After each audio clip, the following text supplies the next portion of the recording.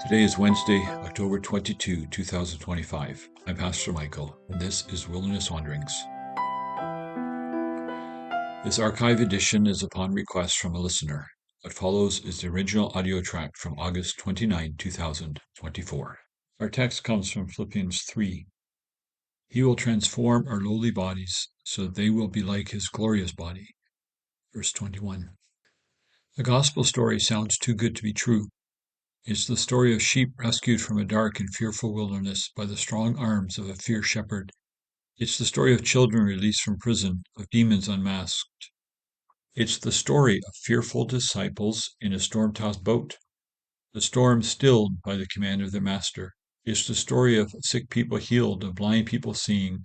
It's the story of dead people coming to life. It is the story of the God-man. It is the story of God who is captured, sentenced, and crucified by his own people. His friends weep and his enemies laugh, and all because of a snake. The gospel is a story about a snake who experienced the thrill of evil victory.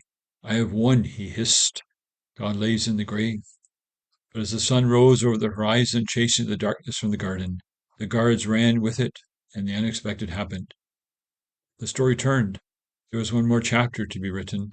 The shepherd came out of the tomb. God was alive. Heaven and earth shouted for joy, the angels danced, and the Father smiled as his Son went off to find his friends. And the snake? He lay in the dust, his head crushed, his tail quivering as life left him. It is a story that we are part of. That Sunday morning, many years ago, is our story.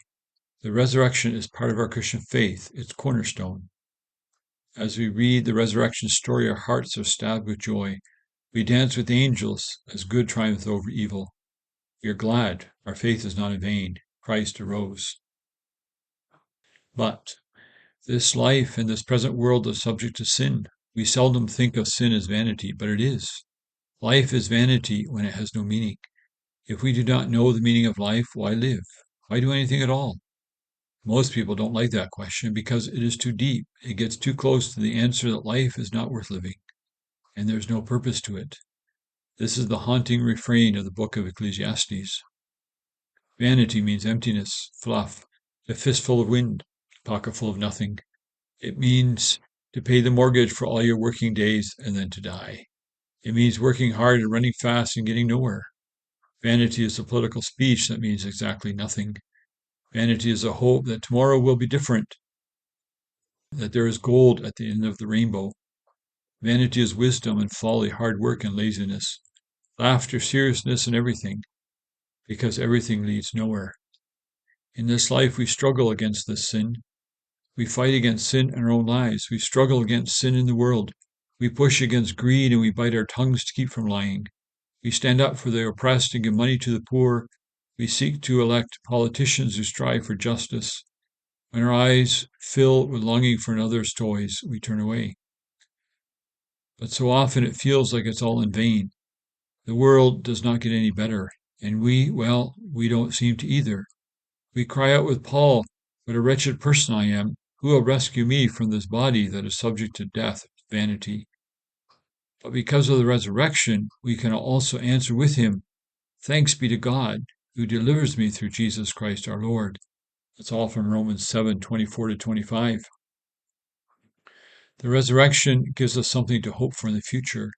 While we struggle against sin today, we know that tomorrow sin will be gone. While our bodies are weak today, we know someday they will be strong. The gospel is our story. We too will be changed. Christ will transform our lowly bodies.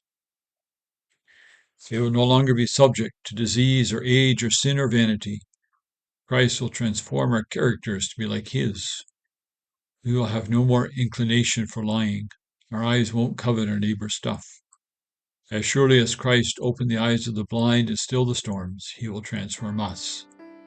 This is hope for us. Thanks be to God. As you journey on, go with the blessing of God. May the peace of the Lord Christ go with you wherever he may send you. May he guide you through the wilderness, protect you through the storm. May your day end with rejoicing at the wonders he has shown you. May you rest in his provision as he brings night, and then new dawn.